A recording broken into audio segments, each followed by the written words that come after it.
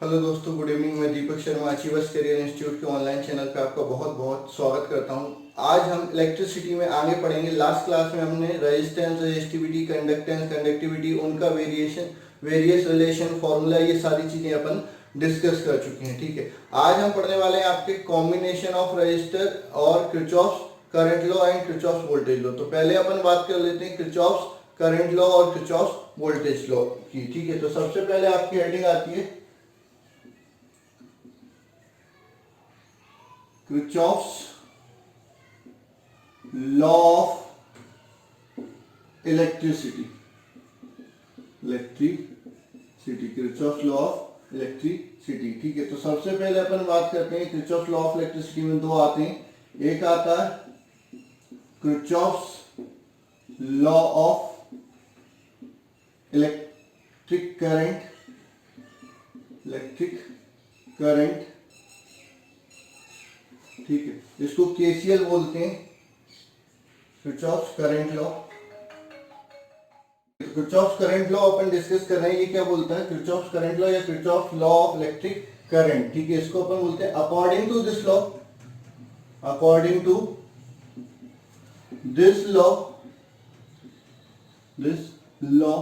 The algebraic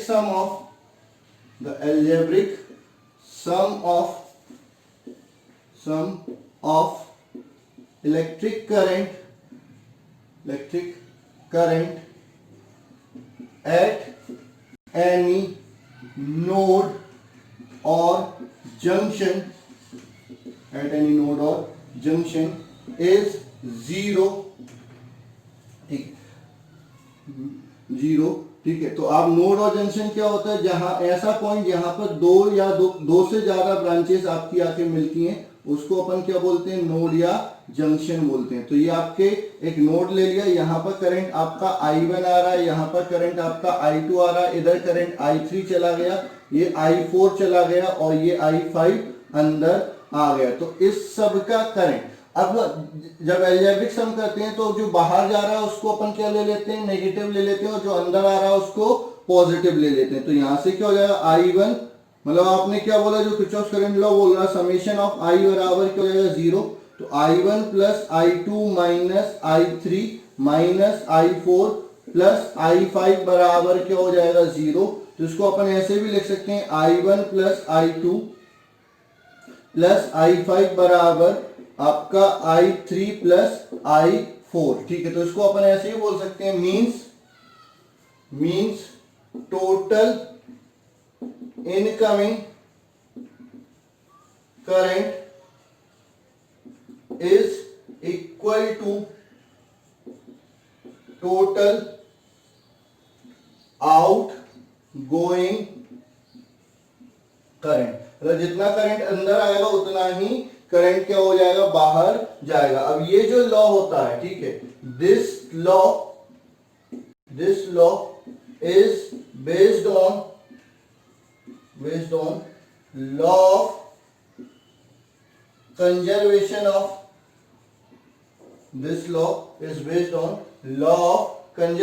of charge. ये जो law है वो किस पर बेस्ड रहता है? Law of conservation of charge पर बेस्ड रहता है। ठीक है, यानी charge can neither be created nor be destroyed. जितना चार्ज अंदर आएगा उतना चार्ज बाहर चला जाएगा, यानी जितना इलेक्ट्रिक करंट अंदर आएगा उतना इलेक्ट्रिक करंट बाहर चला जाएगा। तो इसको अपन Kirchhoff's law of electric current या किरचॉफ्स के करंट लॉ बोलते हैं। किरचॉफ्स लॉ ऑफ इलेक्ट्रिसिटी में आपके दोनों लॉ लिखने रहते हैं। ये तो अभी आपका एक हुआ। दूसरा लॉ अपन बात करते हैं, सेकंड लॉ की अपन डिस्कस कर लेते हैं। सेकेंड लॉ क्या बोलता है? Kirchhoff's voltage law. अब अपन बात करें किसकी? किरचॉफ्स सेकेंड लॉ अपन बात करें, जिसको अपन क्या बोलते हैं? Kirchhoff's voltage law. शॉर्ट में इसको अपन क्या बोलते हैं? केवीएल। एक केसीएल हो गया और केवीएल हो गया। ये एमपी बोर्ड के आपके मोस्ट फेवरेट क्वेश्चन होते हैं, या सीबीएसई बोर्ड के मोस्ट फेवरेट क्वेश्चन होते हैं। जब भी आपको आता है right Kirchhoff's law of electricity, तो वहां पर आपको दोनों लॉ लिखने, करंट लॉ भी लिखना है, किरचॉफ्स वोल्टेज लॉ भी लिखना है। ठीक है, तो किरचॉफ्स वोल्टेज लॉ क्या बोलता है? According to this law, the algebraic sum of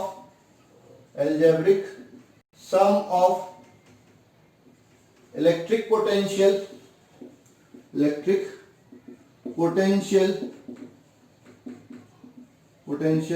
or voltage in a closed loop is zero, means, or the sum of product of current and resistance is equal to EMF applied in closed loop. ठीक है, ये क्या बोल रहा है कि किसी भी क्लोज लूप, मतलब जहां से स्टार्ट हुए वहां पर घूम के वापस आना चाहिए। तो किसी भी क्लोज लूप में जो क्या होता है, वोल्टेज या पोटेंशियल डिफरेंस का जो सम होता है वो क्या आ जाता है, जीरो आ जाता है। यानी आपका रेजिस्टेंस और करंट का जो प्रोडक्ट होगा वो ईएमएफ के बराबर हो जाएगा। अब इसमें साइन कन्वेंशन लेना है किसके लिए, वोल्टेज के लिए। If direction of loop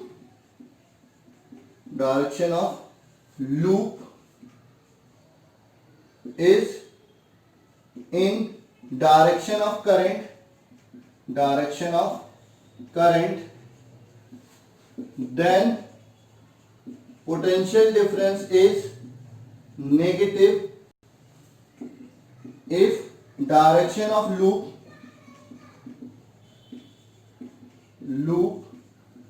is in opposite direction of current, then potential difference is positive. If we move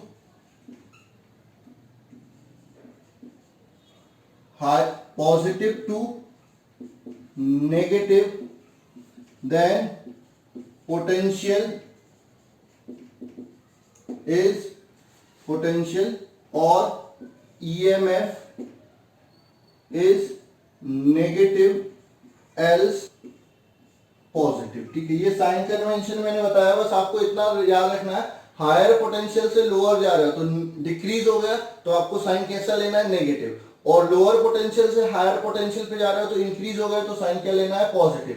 ठीक है, आपकी लूप की और करंट की डायरेक्शन सेम है तो आपको नेगेटिव लेना है, और आपकी लूप की और करंट की डायरेक्शन अपोजिट है तो पॉजिटिव लेना है। कई लोग इसका जस्ट अपोजिट साइन कन्वेंशन भी ले लेते हैं, मतलब पूरे केस अपोजिट कर लेते हैं। तो आपको एक स्टैंडर्ड लेके चलना है, या तो ये पूरा चार्ट फॉलो करो या फिर इसका पूरे का अपोजिट चार्ट फॉलो करो। ऐसा नहीं कि कुछ इसका कुछ उसका, तो फिर क्या हो जाता है, गलत हो जाता है। या तो पूरा यही या फिर पूरा वही, तो आपको फॉलो करना है। अब डायग्राम से बताते हैं, जैसे मान के चलो क्या है, यहां पर एक रेजिस्टेंस है R1, यहां पर एक बैटरी है जिसका सेल का ईएमएफ कितना है, E1, यहां पर एक और रेजिस्टेंस है, क्या है, R2।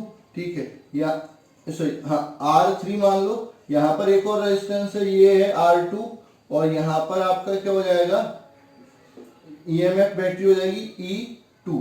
अब हमको क्या चाहिए, हर ब्रांच में करंट और रेजिस्टेंस, इसके लिए आपका किरचॉफ वोल्टेज इक्वेशन चाहिए। ये I1, ये I2, ये I3 बराबर क्या हो जाएगा, I1 प्लस I2। जितने कम वेरिएबल यूज करेंगे उतनी अच्छी बात है, लेकिन आप I3 का भी यूज कर सकते हो। तो बाय KCL I3 बराबर I1 प्लस I2। ठीक है, अब यहाँ पर पॉइंट मान लेंगे, ये A, ये B, ये C, ये D, ये E और ये F। ठीक है, अब अपन क्या कर रहे हैं, अप्लाइंग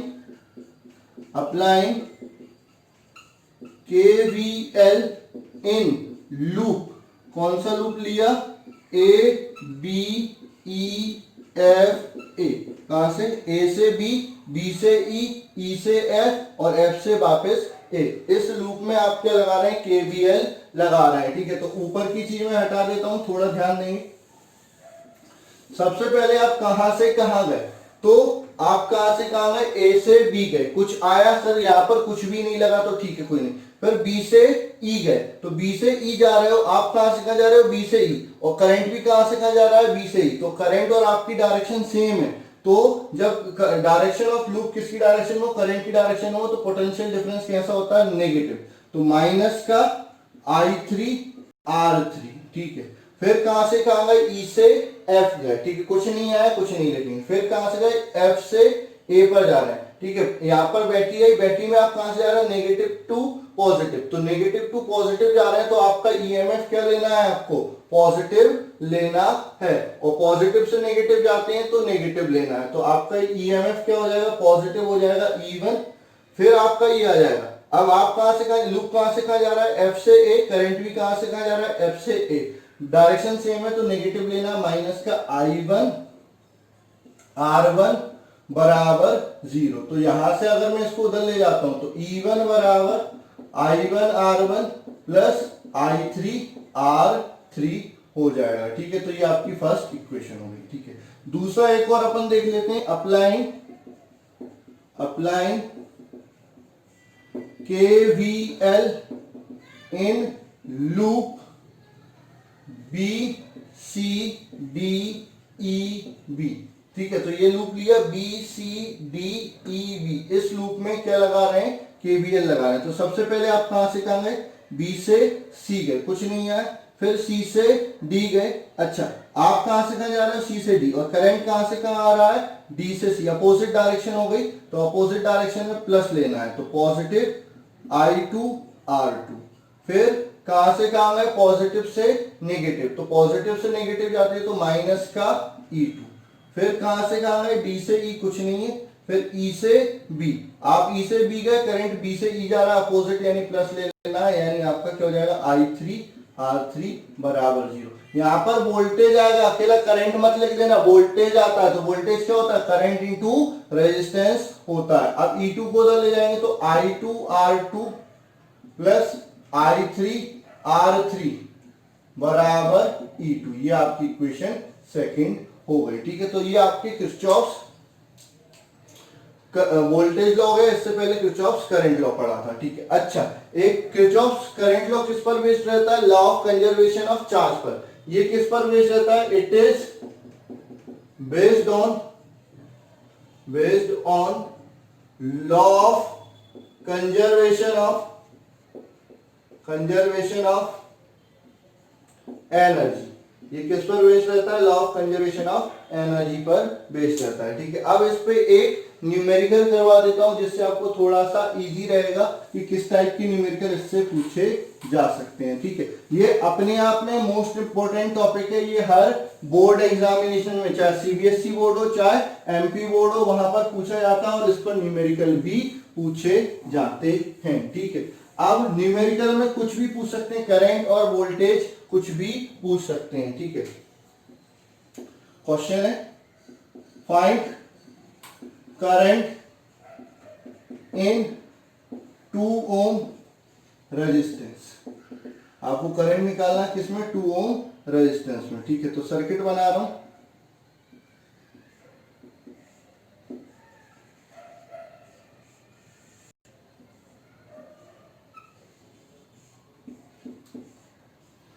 ये 10 वोल्ट, 5 ओम, 5 वोल्ट, 3 ओम और ये 2 ओम, ठीक है। इस 2 ओम में आपको क्या निकालना है, करंट निकालना है, ठीक है। तो आप क्या करेंगे, कुछ नहीं, करंट का साइन यहां पर नहीं दिया, तो आप इमेजिन कर लेंगे ये क्या हो जाएगा आपका I1, यहां पर इमेजिन कर लेंगे ये हो जाएगा आपका I2, तो यहां पर क्या आ जाएगा, I1 प्लस I2 हो जाएगा, यहां पर क्या हो जाएगा, I1 प्लस I2 हो जाएगा। नाम दे देंगे A B C D E F, ठीक है। तो सबसे पहले अपन क्या करते हैं, अप्लाई, ये मैंने डायरेक्ट लिख दिया I1 एंड I2, यहां पर आप I3 भी लिख सकते थे, क्या लिख सकते थे, I3 भी लिख सकते थे, ठीक है। तो अप्लाई KCL एट B, क्या हो जाएगा, I3 बराबर I1 प्लस I2 हो जाएगा। फिर अप्लाई KVL इन लूप कौन सा, A B E F A, तो A B E F A. तो यहां से क्या हो जाएगा, सबसे पहले आप कहां से कहां गए, ए से बी गए, करंट और लूप की डायरेक्शन क्या है, सेम है, तो माइनस का I1 इंटू 5। फिर कहां से कहां गए, बी से ई, करंट और लूप की डायरेक्शन क्या है, सेम है, तो माइनस का I3 की डायरेक्ट वैल्यू लिख देता हूं I1 प्लस I2 इंटू 2। फिर कहां से कहां गए, ई से एफ कुछ नहीं आया, एफ से ई, तो नेगेटिव से पॉजिटिव गए, तो प्लस का 10 वोल्ट बराबर 0। तो ये क्या हो जाएगा, माइनस का 5I1 माइनस का 2I1 माइनस का 2I2 प्लस 10 बराबर 0। तो ये हो जाएगा माइनस का 7I1 माइनस का 2I2 बराबर माइनस 10, माइनस का मल्टीप्लाई करेंगे तो ये हो जाएगा 7I1 प्लस 2I2 बराबर 10। ये आपकी इक्वेशन फर्स्ट हो गई, ठीक है। अब अपन क्या करेंगे, अप्लाइंग KVL इन लूप, कौन सा loop, B C D E B, B C D E B, ठीक है। तो सबसे पहले आप कहां से कहां गए, B से C, करंट की डायरेक्शन क्या है, अपोजिट है, तो प्लस का I2 इंटू 3। फिर C से D गए, कहां से कहां मूव कर रहे हो, हायर टू लो, तो माइनस का 5। फिर D टू E गए, कुछ नहीं आया। फिर E से B गए, तो करंट की डायरेक्शन अपोजिट है, तो प्लस का I3 की जगह क्या हो जाएगा, I1 प्लस I2 इंटू कितना, 2 ओम बराबर 0। तो ये क्या हो जाएगा, 3I2 plus 2I1 plus 2I2 minus 5 होता जाएगा, तो प्लस 5, ठीक है। तो ये हो जाएगा आपका 2I1 प्लस 5I2 बराबर 5। ये आपकी इक्वेशन सेकंड, ठीक है। By solving equation first and second, इन दोनों को सॉल्व कैसे करेंगे, किसी भी मेथड से कर सकते हो, by elimination, by substitution. Elimination से कर देते हैं तो उसमें क्या करते हैं, 2 का मल्टीप्लाई करते हैं और इसमें 7 का, तो 14I1 प्लस 4I2 बराबर 20। 7 से करेंगे तो 14I1 प्लस 35I2 बराबर 35। इसमें से इसको माइनस करेंगे, ये थर्ड ये फोर्थ, तो ये क्या हो जाएगा आपका 31I2 बराबर 15। तो I2 बराबर 15/31। किसी भी एक इक्वेशन में I2 की वैल्यू रख दो, I1 निकाल लो, तो 2I1 प्लस 5 इंटू 15/31 बराबर कितना हो जाएगा आपका 5 हो जाएगा। तो 2I1 बराबर प्लस ये क्या हो जाएगा 45, ऐसे 75/31 बराबर 5। तो 2I1 बराबर क्या हो जाएगा 5 माइनस 75/31। 2I1 बराबर क्या हो जाएगा, एलसीएम ले लूंगा 31, ये हो जाएगा 5 1 55 माइनस 75, तो 2I1 बराबर माइनस करूंगा तो 0, ये हो जाएगा 8/31। तो 2I1 बराबर क्या हो जाएगा 40/31। अच्छा, I3 पूछा है आपसे, ना I1 पूछा है ना I2 पूछा, I3। तो I3 क्या होता है I1 प्लस I2, तो दोनों को जोड़ दूंगा तो क्या हो जाएगा 55/31 एम्पियर। ये आपका आंसर हो जाएगा। तो इस टाइप के क्वेश्चन भी आपसे पूछे जा सकते हैं। अच्छा, वोल्टेज पूछता तो I3 इंटू 2, या वोल्टेज पूछता तो I1 इंटू ये, तो इस तरह से वोल्टेज। अच्छा, यहां का पूछता तो ये 10 वोल्ट, यहां का पूछता इस पॉइंट का, तो 10 में से इसको क्या करना पड़ जाता, माइनस करना पड़ जाता। तो ये सारी चीजें भी आ जाती हैं, या फिर जो यहाँ पर वोल्टेज ड्रॉप होता है वो यहाँ का पोटेंशियल हो जाता है। तो इस टाइप के क्वेश्चन पूछे जाते हैं। अब इसकी प्रैक्टिस आपको बहुत ज्यादा करनी पड़ेगी, तभी आपको ये क्वेश्चन समझ में आएंगे। हाँ, आपकी जेई के जो लेक्चर्स रहते हैं उसमें कुछ स्पेशल लेक्चर मैं लूंगा जिसमें इन सर्किट को सॉल्व करने के और कई सारे मेथड होते हैं, वो अपन डिस्कस कर लेंगे। लेकिन वो मेथड आप बोर्ड एग्जामिनेशन में नहीं लगा सकते, तो मैं अभी उनको नहीं पढ़ा रहा हूं, वो जेई की क्लास में आपको अलग से पढ़ाया जाएगा। ठीक है, अब अपन बात करते हैं combination of register. Combination of register, ठीक है। तो there are two type of combination. There are two type of combination. First, series combination. Second, parallel combination. ठीक है, तो सबसे पहले अपन बात कर लेते हैं किसकी, सीरीज कॉम्बिनेशन की। क्या होता है, the combination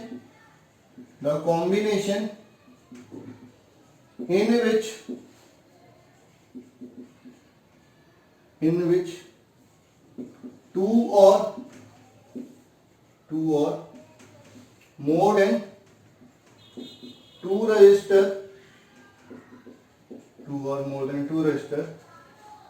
are connected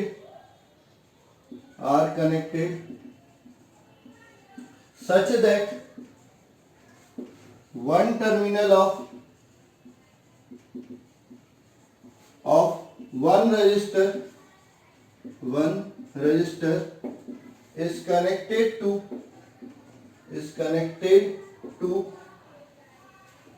another terminal of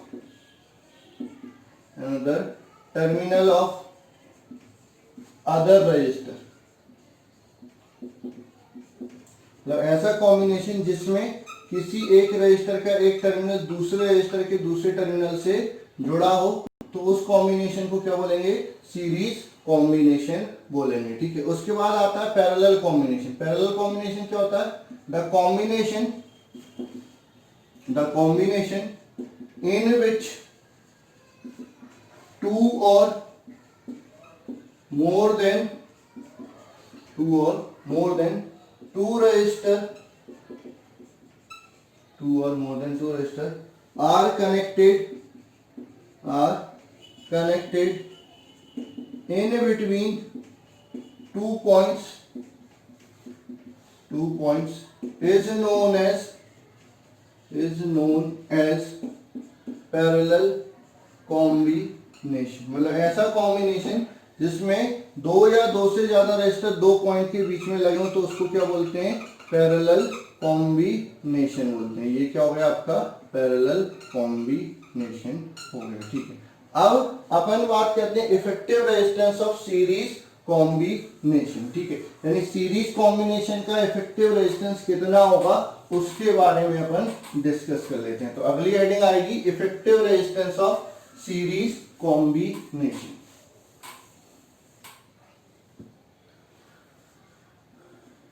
effective resistance of series combination। effective resistance of series combination। ठीक है, तो क्या होता है, let three resistor of resistance R1, R2 and R3 are connected in series and a battery of voltage V applied across them। हमने क्या किया, तीन रेजिस्टर लिए, एक का रेजिस्टेंस कितना है बेटा, R1 है, दूसरे का रेजिस्टेंस कितना है, R2 है, ठीक है, और तीसरे का रेजिस्टेंस कितना है, R3 है। इन तीनों को किस कॉम्बिनेशन में जोड़ दिया, सीरीज कॉम्बिनेशन में जोड़ दिया। और यहाँ पर क्या लगा दी, एक बैटरी लगा दी जिसका वोल्टेज कितना है, V है, किससे, स्विच के की हेल्प से। तो यहाँ पर करंट क्या फ्लो होने लगेगा, I फ्लो होने लगेगा, ठीक है। अब क्या होगा, यहाँ पर वोल्टेज ड्रॉप होगा V1, यहाँ पर वोल्टेज ड्रॉप होगा V2, यहाँ पर वोल्टेज ड्रॉप क्या हो जाएगा, V3, ठीक है। तो in series combination, in series combination current remains same,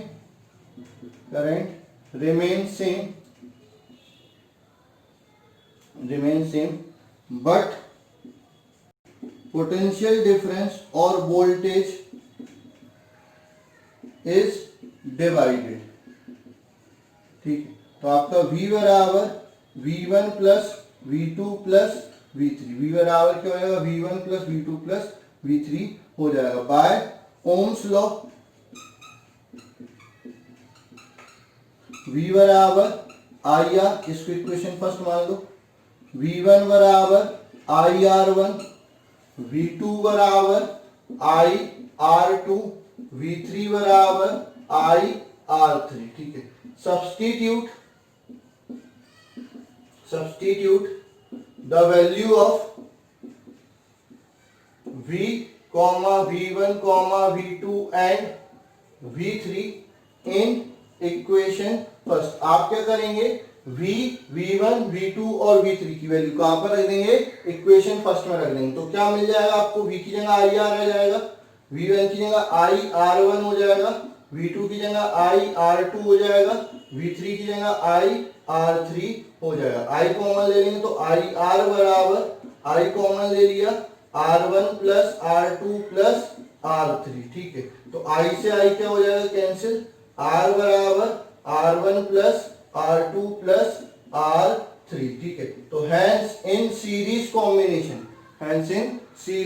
combination the effective resistance is equal to sum of resistance of individual resistor. तो सीरीज कॉम्बिनेशन में अगर आप इफेक्टिव रेजिस्टेंस निकालना चाहते हैं तो जितने रेजिस्टर सीरीज कॉम्बिनेशन लगे उन सबको क्या कर देंगे, जोड़ देंगे, ठीक है।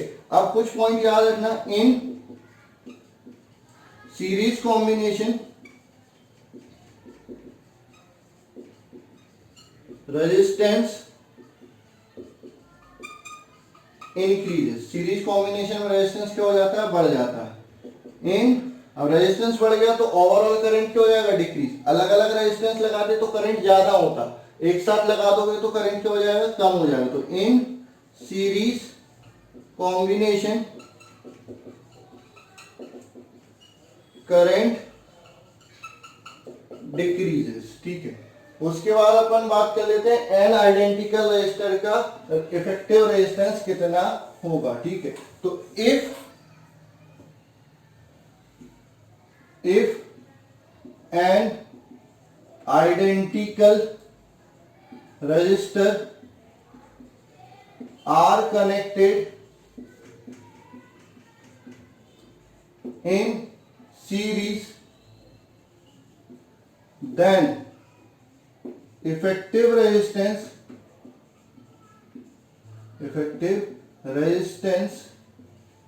is N R, ठीक है। अगर आपके n आइडेंटिकल रेजिस्टर किसमें होंगे, सीरीज में होंगे, तो इफेक्टिव रेजिस्टेंस कितना हो जाएगा, एन आर हो जाएगा, ठीक है। तो ये हो गया आपका सीरीज कॉम्बिनेशन ऑफ रेजिस्टर, ठीक है। बाकी जो पैरेलल कॉम्बिनेशन ऑफ रेजिस्टर है वो अपन अगली क्लास में डिस्कस करेंगे। इसके कई सारे आपके न्यूमेरिकल्स या जो सर्किट के क्वेश्चन रहेंगे वो आपको प्रैक्टिस करने रहेंगे, क्योंकि बिना प्रैक्टिस के आपको ये सर्किट के क्वेश्चन समझ में नहीं आएंगे। जैसे कैपेसिटर के क्वेश्चन अपन प्रैक्टिस करते हैं वैसे ही आपको इसके क्वेश्चन भी प्रैक्टिस करना रहेंगे। तो ऑलमोस्ट आइडेंटिकल हो जाते हैं, बस थोड़ी सी मेहनत लगती है। अगर जिसने वहां पर मेहनत कर ली है वो यहाँ पर भी इजीली कर लेगा। बस अंतर इतना होगा, जो फॉर्मूला वहां पर सीरीज के लिए होता है वो यहाँ पर पैरेलल के लिए होता है, और वो जो वहां पर पैरेलल के लिए होता है वो यहाँ पर सीरीज के लिए होता है। तो आज के लिए बस इतना ही।